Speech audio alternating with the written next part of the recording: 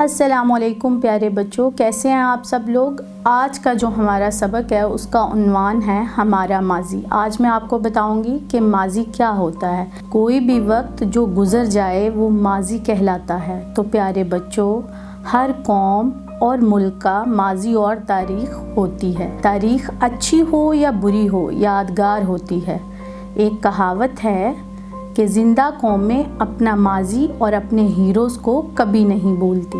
ہر قوم اور ملک کا ماضی ہوتا ہے۔ اس ماضی میں بہت سی شخصیات اور واقعات ہوتے ہیں۔ آج ہم جن تاریخی واقعات اور شخصیات کا ذکر کرنے والے ہیں، ان کا تعلق پنجاب سے ہے۔ پنجاب پاکستان کا آبادی کے لحاظ سے سب سے بڑا صوبہ اور اس کا دارالحکومت لاہور ہے۔ پنجاب کے معنی 5 دریاؤں کی سرزمین کے ہیں۔ وہ اس لیے کہ پنجاب میں 5 دریا ہیں: دریائے سندھ، ستلج، جہلم، راوی اور چناب ہیں۔ جب پاکستان اور بھارت 1947 کو وجود میں آیا تو ایک حصہ پاکستانی پنجاب اور دوسرا حصہ بھارت کی طرف چلا گیا۔ پاکستان اور بھارت کی تقسیم سے پہلے وادی انڈس کے ایک مقام ہڑپا کا بہت ذکر آتا ہے۔ آزادی سے پہلے یہاں کی تہذیب جنوبی ایشیا اور افغان سے ملتی جلتی تھی۔ کہتے ہیں کہ شروع کی کچھ صدیوں میں پنجاب میں فارسی زبان کا غلبہ رہا، جو بعد میں انگریزوں کے آنے کے بعد آخرکار ختم ہوتا چلا گیا۔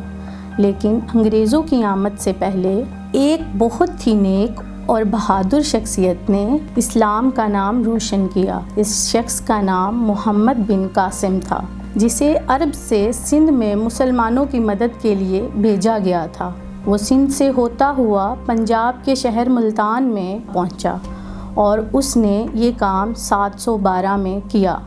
محمد بن قاسم کے بعد تقریباً 1526 سے 1857 تک مغلیہ خاندان نے حکومت کی۔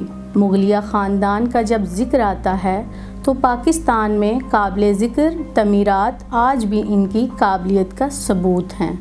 ان میں سے چند جو پنجاب میں ہیں وہ بادشاہی مسجد، شالامار باغ، مقبرہ جنگیر اور دیگر شامل ہیں۔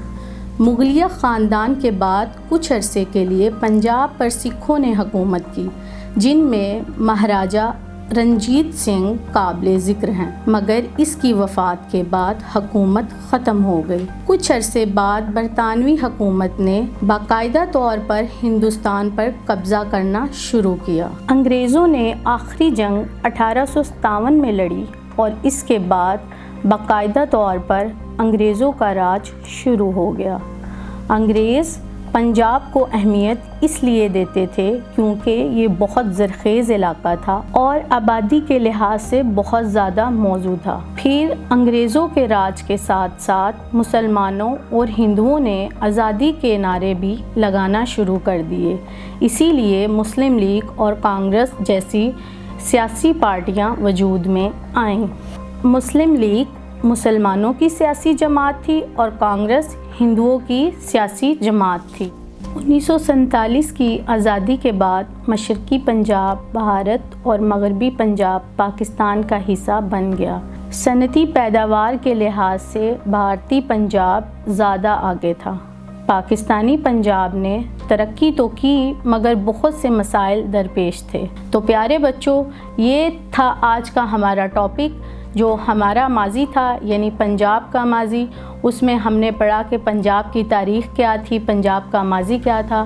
میں امید کرتی ہوں کہ آپ کو سب کو سمجھ آیا ہوگا۔